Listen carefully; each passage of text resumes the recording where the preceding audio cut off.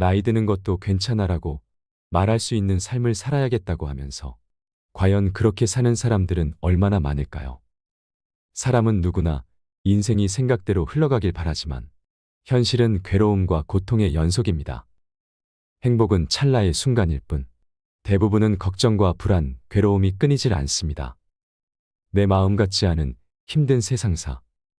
오늘부터는 더 이상 괴로워하며 마음 아파하지 않으셨으면 좋겠습니다.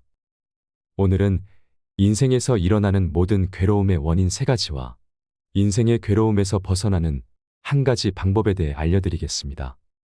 나이 드는 것과 죽음에 관한 이야기도 함께 나누고 싶습니다. 길거리에서 두더지를 뿅망치로 때리는 게임을 해보신 적이 있나요? 이걸 때리면 저게 나오고 저걸 때리면 이게 나오고 다시 이걸 때리면 저게 나오지요. 인생사도 그와 같습니다. 자식 문제를 해결하면 남편 문제가 터지고 남편 문제를 해결하면 시어머니 문제가 터지고 시어머니 문제를 해결하면 건강 문제가 터집니다. 이걸 때리면 저게 나오고 저걸 때리면 이게 나오고 빨리 때리면 빨리 나오고 천천히 때리면 천천히 나옵니다. 저는 이것이 인생이라고 생각합니다. 이 문제만 해결하면 더 이상 문제가 없을 것이다. 우리는 이렇게 생각하며 열심히 살아갑니다. 마음 편할 날이 오겠지 하며 기다리고 또 기다렸는데 무심하게도 세월은 흐르고 흘러 지금껏 내가 무엇을 기다리며 살았나 합니다. 마냥 기쁘지만도 마냥 행복하지만도 않은 것이 인생인 것 같습니다.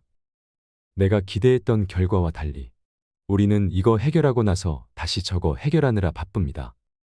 그럴 때 마음을 다스리는 것이 필요합니다. 마음을 다스린다는 것은 무엇일까요? 게임 기계의 전원을 확 빼버리는 것입니다. 전원을 빼버리면 두더지가 더 이상 안 올라오겠지요. 저는 그것이 깨달음이라고 생각합니다.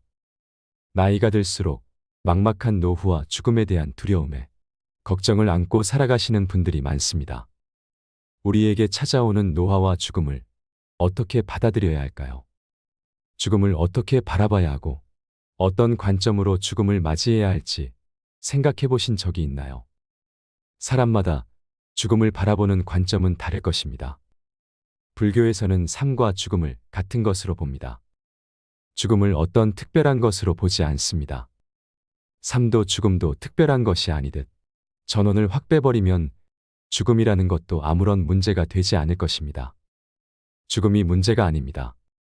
진실을 들여다보면 사실은 죽음이 문제가 아니라 안 죽고 싶은 마음이 문제입니다.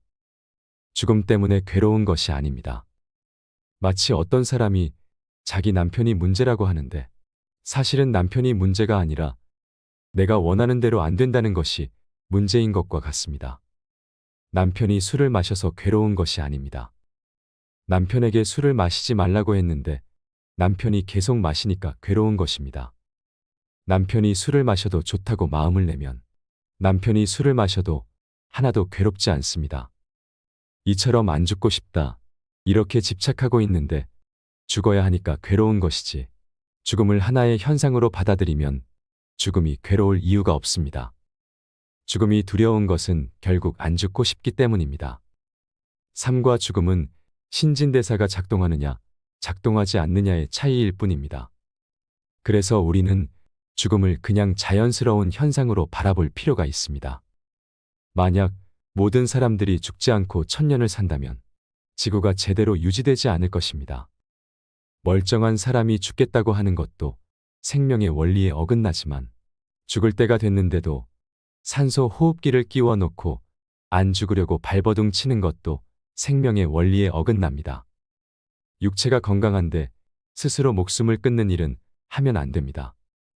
신체에 문제가 있는 것이 아니라 정신작용에 장애가 생겼을 때 죽고 싶은 충동이 일어나면 치료를 받아야 합니다. 일부러 죽을 필요도 없고 죽을 때가 됐는데 안 죽겠다고 발버둥 칠 필요도 없습니다. 삶과 죽음을 같이 봐야 합니다. 최근에는 의료기술이 발달하면서 기계를 이용해 수명을 연장하는 연명치료가 하나의 큰 사업으로 발전하고 있습니다. 미국에서 나온 통계 자료를 보면 평생 동안 낸 총 의료비와 죽기 전에 1년 동안 낸 연명 치료 비용이 같다고 합니다. 연명 치료는 그만큼 비용이 많이 든다는 것입니다. 연명 치료 과정에서 환자와 보호자가 겪는 고통은 헤아릴 수 없는 아픔일 것입니다. 그래서 요즘 미국에서는 아름답게 죽음을 맞이하자는 운동이 일어나고 있습니다. 우리나라에서도 요즘 연명 치료를 거부하고 존엄하게 죽자고 말하는 분들이 많아지고 있고, 안락사에 대한 문제도 적극적인 논의가 필요하다는 의견이 생겨나고 있습니다. 일부러 생명을 죽이는 선택을 하라는 것이 아니라 내게 죽음이 다가온다면 그 죽음을 조용하고 기쁘게 받아들이자는 겁니다. 연명 치료를 거부한다고 해서 생명 존중을 위배하는 일이 아닙니다. 자연의 섭리대로 가는 것일 뿐입니다.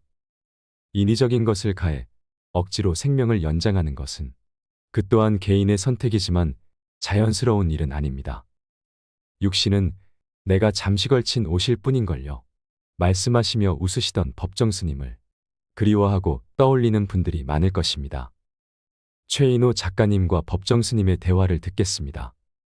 법정 스님, 스님께선 어느 책에서나 죽음이 무섭지 않다고 하셨는데 정말 무섭지 않습니까? 그러자 법정 스님께서 대답하셨습니다. 실제로 죽음이 닥치면 어떨지 모르겠지만 지금 생각으로는 그렇습니다. 우주의 질서처럼 늙거나 죽는다는 것은 아주 자연스러운 일이지요.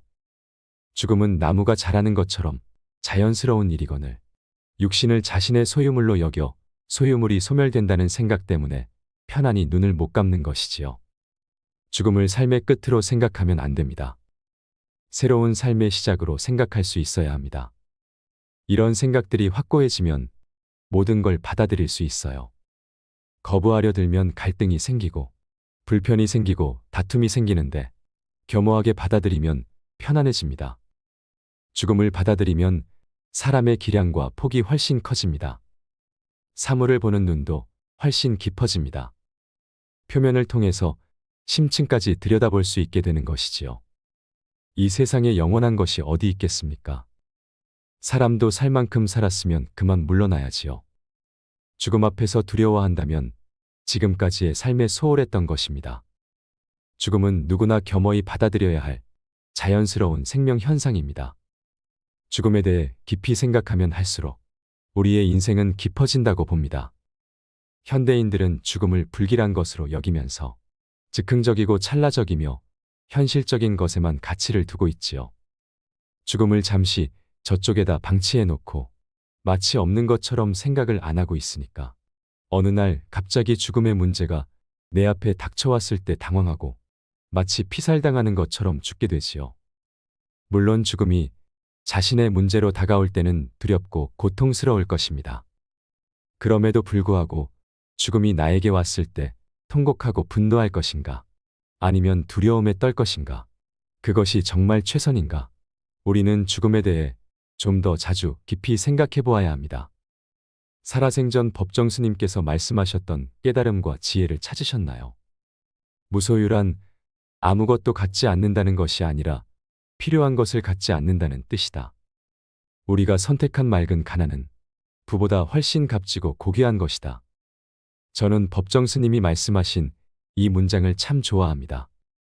무소유라고 하는 그분의 인생 철학과 그러한 자신의 믿음에 따라 그렇게 살아왔던 발자취, 특히 마지막 죽음의 순간까지 눈물겹게 아름다웠던 모습을 기억하며 우리는 또 하나의 깨우침을 얻습니다. 호주에서는 데이비드 구달이라는 104세 과학자가 더 이상 억지로 삶을 이어가는 것이 의미가 없다고 생각해서 스위스에 가서 스스로 생명을 끊는 죽음을 선택했습니다. 의사는 링거와 주사만 꽂아주고 본인이 버튼을 눌렀습니다. 혼미 상태에서 죽음을 맞이한 것이 아니라 죽기 전에 인터뷰도 다 하고 정신이 맑은 상태에서 죽음을 맞이했습니다. 반면에 어떤 사람은 지금 이 순간에도 의식 없이 혼미 상태로 아주 오랜 시간 누워 있기도 합니다. 이 연명의 시간이 언제 끝날지는 아무도 모릅니다. 여러분은 극명하게 갈리는 이 두 가지의 죽음을 어떻게 생각하시나요? 구달 박사처럼 무조건 그렇게 죽어야 한다는 뜻이 아닙니다. 하지만 억지로 고통 속에 생명을 연장할 필요가 있겠느냐 하는 것은 분명히 생각해 봐야 할 문제입니다. 두려움은 왜 생길까요? 무지, 즉, 알지 못함으로 인해 생깁니다. 우리는 밝을 때보다 어두울 때 두려워합니다. 왜 그럴까요? 똑같은 공간에 있는데도 어두우면 두렵습니다. 그 이유는 모르기 때문입니다. 낯선 사람을 만날 때 두려울까요? 아는 사람을 만날 때 두려울까요? 낯선 곳에 갈 때 두려울까요? 아는 곳에 갈 때 두려울까요? 낯선 사람을 만나고 낯선 곳에 갈 때 우리는 두렵습니다. 두려움은 모르기 때문에 일어나는 현상입니다. 모르거나 앞이 안 보이거나 계산이 안 되거나 이럴 때 두려움이 일어나는 것입니다. 그런데 모르는 것 중에서도 제일 모르는 것이 죽은 뒤의 일입니다. 그렇기 때문에 죽음이 인간에게는 제일 큰 두려움이 되는 것입니다. 이 두려움을 없애려고 나온 많은 아이디어가 있습니다.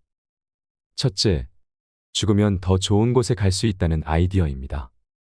즉, 천국이 존재한다는 겁니다.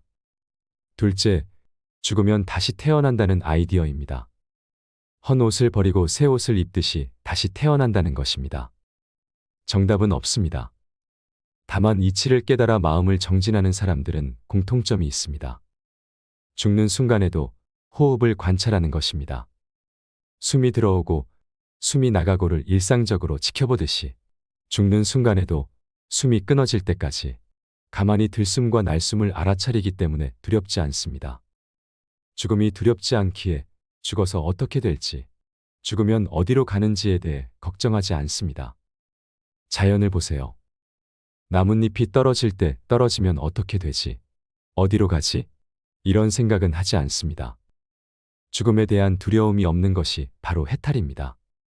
일부러 죽을 필요는 없지만 죽음이 온다 해도 두렵지 않은 것이 해탈인 것입니다. 죽음도 두렵지 않은 사람이 회사의 부도가 났다고 두려울까요? 몸이 아프다고 해서 두려울까요? 아프면 불편할 뿐이지 두렵지는 않습니다. 그것이 마음을 다스리는 법입니다. 죽음도 두렵지 않은 사람이 되는 것이 목표인데 누군가가 뺨따기 한 대 때렸다고 두려울 게 뭐가 있고 누군가 고함을 지른다고 두려울 게 뭐가 있을까요? 아, 저 사람이 화가 났구나. 이렇게 그 사람을 이해하면 나는 더 이상 괴롭지 않습니다. 어떠한 경우에도 괴로움이 없는 상태가 될 수 있다면 얼마나 좋을까요? 인생의 모든 괴로움은 세 가지로 분류됩니다. 첫째는 망상입니다. 망상은 뭔가를 떠올리고 있는 상태입니다. 망상은 인간을 고뇌에서 벗어나지 못하게 만드는 최대 원인입니다. 망상을 씻어낸다면 괴로움의 99%는 해결됐다고 말해도 무방할 만큼 망상은 우리 마음속에 깊게 뿌리내리고 있습니다. 망상은 무의미한 것과 유의미한 것, 두 가지로 나뉩니다. 유의미한 것은 올바른 사고, 즉 목적에 맞게 생각하는 것이라고 합니다. 무의미한 망상은 우리가 떨쳐버려야 할 것으로 목적으로 이어지지 않는 무의미한 생각입니다. 불쾌한 느낌을 주는 기억을 떠올린다. 앞날을 비관적으로 상상해 두려워하고 불안해한다. 잡념이 머릿속에 떠돌아 집중하지 못한다. 자신을 미움받는 사람, 가치 없는 사람이라고 판단한다. 이 중에서 해당되는 항목이 있으신가요? 우리가 이런 무의미한 망상을 멈추지 못하는 이유는 바로 쉽기 때문입니다. 망상을 하는 데는 에너지가 거의 들지 않고 제한적이지도 않습니다. 혼자 있든 누구와 있든 밖이든 집이든 심지어 수면 중에서도 망상을 할 수 있습니다.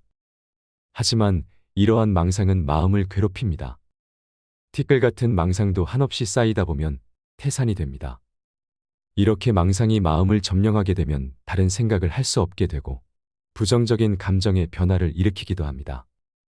인생의 괴로움에서 벗어나고 싶다면 망상에서 빠져나오는 것이 급선무입니다. 둘째는 탐욕입니다. 탐욕은 지나친 욕구에 사로잡힌 마음 상태입니다. 더 많이, 더 빨리 이것도 갖고 싶고 저것도 갖고 싶고 무엇을 더 원하는 욕구에 빠지게 되면 불만을 느끼거나 초조한 상태를 일으키게 됩니다. 뭔가에 불만을 느낀다는 것은 바로 탐욕입니다. 정말 흥미로운 점은 탐욕이 망상에 의해 만들어진다는 사실입니다. 예를 들면 부모에게 애정을 받지 못했던 과거가 있는 사람은 그 기억이 망상에 남아서 남들에게 애정을 더욱 갈구하게 됩니다. 이러한 사람은 자신도 자각하고 있지 못한 기억에 기반한 탐욕에 이러한 행동을 하게 됩니다. 욕망과 물건, 지위나 과잉이익 등 원래 없어도 되는 것을 바라는 망상인 탐욕의 대표적인 것은 무력입니다. 편리하고 더 좋다는 새로운 상품이나 서비스를 보게 되면 끊임없이 갖고 싶어하고 불안과 결핍을 느끼는 것. 하지만 실제 가지고 나면 꼭 필요한 것은 아닌 경우가 많습니다. 그럼에도 불구하고 갖고 싶은 것은 만들어진 망상이 욕구로 반응하기 때문입니다. 탐욕은 마음의 병이 든 것과 같습니다. 없어도 되는 것을 바람으로써 줄곧 불만 속에 쌓여 있게 됩니다. 이러한 탐욕은 자기 자신도 채울 수 없고 타인에게도 민폐입니다. 그러니 굳이 없어도 되는 것을 바라는 탐욕 상태를 깨닫고 마음을 다시 잡아보세요. 탐욕보다는 더욱 가치 있는 삶을 바라자고 스스로 다짐해보세요. 어렵지만 이렇게 생각하는 것이 새로운 인생으로 나아갈 수 있는 터닝포인트입니다. 셋째는 분노입니다. 분노는 불쾌감을 느끼는 마음 상태입니다. 업무나 생활에 쫓겨 초조할 때, 상대방과 말이 통하지 않아 화가 나거나 부조리한 처사에 납득이 가지 않을 때, 불운에 휘말리고 소중한 것을 잃어버렸을 때, 우리는 분노를 느낍니다. 분노가 나쁘다는 것을 알고 있지만, 분노는 생각이 아닌 감정이기 때문에 생각보다 먼저 오게 됩니다. 생각으로는 화내지 말아야지 하면서도 순식간에 감정에 요동쳐 화가 솟구치는 것이죠. 그렇기 때문에 분노를 다스리기 위해서는 마음을 근본적으로 사용하는 법을 익힐 필요가 있습니다. 가장 먼저 분노는 불합리하다는 것을 인식해야 합니다. 화를 내면 나에게 전혀 도움이 되지 않고 가치가 없다고 생각해야 된다는 것입니다. 분노에 사로잡히면 내가 정말 해야 할 일에 집중할 수 없습니다. 이것만 봐도 분노가 얼마나 독이 되는지 알 수 있을 것입니다. 분노는 결코 차분한 마음을 이길 수 없습니다. 또한 분노로 뭔가를 부정하면 우리는 자신이 옳다고 생각하게 됩니다. 이 분노는 이유가 있고 정의로움의 발현이라는 생각들 말입니다. 이렇게 인정욕구가 작동하면 자신이 인정받은 듯한 기분이 들고 그로 인해 기분이 좋아지니 결과적으로 내가 옳다라는 생각이 굳어져 상대방에게 상처를 주고도 양심의 가책을 느끼지 않고 타인의 생각과 감정을 존중하지 못하고 자신이 원하는 방향으로 강요하게 됩니다. 그리고 끊임없이 악순환이 반복됩니다. 자신을 자랑스럽게 여기고 자존심이 강한 건 좋은 현상이라 착각할 수도 있지만 그저 나는 옳고 뛰어나다라고 생각하는 망상에 불과할 수도 있습니다. 인생의 괴로움에서 벗어날 수 있는 딱 한 가지 방법이 있습니다. 그것은 내가 현재 느끼고 있는 괴로움에 이름을 붙이는 것입니다. 우리가 일상에서 느끼는 괴로움에 이름을 붙여보세요. 이렇게 이름을 붙이는 것만으로도 괴로움은 에너지를 잃고 서서히 사라집니다. 마음에 떠오르는 생각들을 반응의 종류로 분류하면 세 가지로 나뉘게 됩니다. 앞서 말했던 망상과 탐욕과 분노입니다. 복잡하고 다양해 보이는 감정과 고민도 사실은 세 가지의 반응으로 만들어진 것입니다. 이 세 가지를 알아차리고 하나씩 지워가다 보면 지금 떠안고 있는 고뇌는 줄어들고 괴로움이 점차 해소될 것입니다. 여기서 가장 중요한 것은 세 가지 반응을 그 자체로 인식하는 것입니다. 내가 스트레스를 받는 이유는 화가 나기 때문이라고 생각하고 분노라는 이름을 붙인 후에는 그 이상의 반응을 하거나 마음대로 해석해서는 안 됩니다. 사실 자체를 인식만 하는 것이 중요합니다. 앞으로는 괴로움을 떠안게 된다면 너무 깊게 생각하지도 맞서지도 말고 먼저 세 가지 반응을 알아차리고 줄여보자라고 생각해 보세요. 자신의 마음을 객관적으로 들여다볼 수 있다면 자연스럽게 마음의 자유를 얻게 될 것입니다. 마음 수행은 행복한 노년을 위한 여정입니다. 노년기는 마음 수행이 가장 필요한 시기이기도 합니다. 늙는다는 것은 무엇일까요? 죽음은 1000개의 얼굴을 지니고 있으며 그곳에 이르는 10,000개의 길이 있다는 말이 있듯이 노년기에 접어들어 죽음에 이르기까지의 삶은 사람마다 천차만별로 펼쳐지게 됩니다. 먼저 나이 들어간 인생 선배들의 경험담과 조언이 무수하게 많지만 우리는 누구나 자신이 처한 상황에서 처음 가보는 노년기 인생의 먼 길을 가야 합니다. 달도 차면 기울고 산길도 오르막이 있으면 내리막이 있습니다. 노년의 삶은 인생의 내리막길을 가는 여정입니다. 정상에 오르려 애쓰던 치열한 삶을 뒤로하고 자신의 본래 자리로 돌아가는 과정입니다. 이렇게 늙어가는 과정에서는 젊은 시절에 소중하게 여겼던 삶의 가치들과도 이별하게 되지요. 우리는 육체적 노화가 진행되면서 점점 더 젊고 건강한 육체와 이별하게 될 것입니다. 물건을 잘 떨어뜨리고 넘어질 뿐만 아니라 기억력 같은 심리적 기능도 서서히 감퇴하게 됩니다. 자녀가 성장에 독립하면서 부모의 역할과도 이별하게 됩니다. 은퇴라는 중요한 사건을 겪으면서 오랜 세월 일해온 직장과 이별해야 할 뿐만 아니라 동료들과도 이별해야 합니다. 그리고 부모의 죽음을 맞게 되면서 부모와의 영원한 이별도 감당해야 합니다. 그렇게 친밀하게 지냈던 사람들이 하나 둘 이 세상에서 사라져갑니다. 이처럼 늙는다는 것은 소중한 것들과 이별하는 상실 과정입니다. 이러한 이별과 상실에 어떻게 대처하느냐도 노년기의 중요한 과제가 될 것입니다. 여러분, 몸은 늙어도 마음은 쉽게 늙지 않는다고 합니다. 늙는 것이 두려운 이유는 마음이 노화를 받아들이지 못하기 때문입니다. 그래서 많은 사람이 노화 불안을 경험합니다. 노화 불안은 노인에 대한 부정적 인식과 더불어 자신의 외모가 늙어가는 것, 노년기에 불행해지는 것, 삶의 중요한 가치들을 상실하는 것에 대한 두려움을 의미합니다. 노화 불안의 기저에는 죽음 불안이 존재합니다. 늙는 것이 두려운 이유는 몸과 마음이 시들어갈 뿐만 아니라 죽음이 다가옴을 의미하기 때문입니다. 노화 불안과 죽음 불안에 대처하는 방식은 사람마다 다릅니다. 어떤 사람은 건강과 장수를 위해 운동과 건강식품에 과도하게 집착하기도 하고, 어떤 사람은 자녀와 심리적으로 유착하면서 자녀에게 의존하기도 합니다. 피는 물보다 진하고 돈은 피보다 진하다는 말이 있듯이 어떤 사람은 자녀도 믿지 못해서 돈에 더욱 집착하기도 합니다. 때로는 정치적 이념이나 집단 활동에 과도하게 몰두하는 사람도 있습니다. 노화 불안과 죽음 불안을 완화하기 위해 어떤 대응 방법을 선택하느냐에 따라 노년의 삶은 현저하게 달라질 것입니다. 건강과 자녀와의 관계, 돈과 정치적 신념의 성벽을 아무리 높이 이중 삼중으로 쌓더라도 노화와 죽음의 침입을 막을 수는 없습니다. 성벽 사이를 침투하는 노화와의 전쟁에서 패배하면 노화 불안은 노화우울로 진행될 것입니다. 노화우울은 좌절감 속에서 삶의 의욕을 잃은 채 자신의 인생 전체를 무가치한 것으로 여기며 허무감과 절망감을 경험하는 심리 상태를 뜻합니다. 가진 것이 많아서 지켜야 할 것도 많은 사람일수록 노년기에 더 강한 불안과 우울에 시달릴 수 있습니다. 그래서 노년기는 인생을 깊이 음미하면서 원숙한 삶으로 익어가는 소중한 시기로 잘 늙기 위해서는 심리적 숙성 과정이 필요합니다. 세월의 흐름과 함께 나타나는 몸과 마음의 노화 현상을 지켜보면서 저항하기보다 수용하는 것입니다.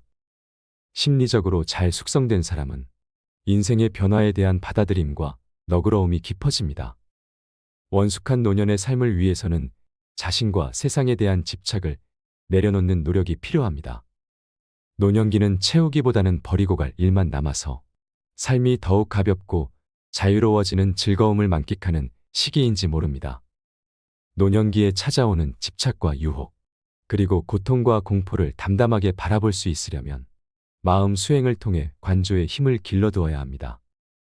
우리 모두는 해탈을 향해 나아가는 과정에 있습니다. 늙는다는 것은 서름이 아닙니다. 하고 싶은 노래를 메아리로 남길 수 있는 것입니다. 어제 못 가본 길, 오늘은 걸어가 볼 수 있는 시간이 있다는 것입니다. 하고 싶은 일만 할 수 있다는 건 무한한 특혜입니다. 하고 싶은 일만 하기에도 생이 짧다는 것을 느낍니다. 몸과 마음이 힘들 때, 인생의 괴로움이 찾아올 때마다 오늘 말씀드린 이야기들을 떠올려 보세요.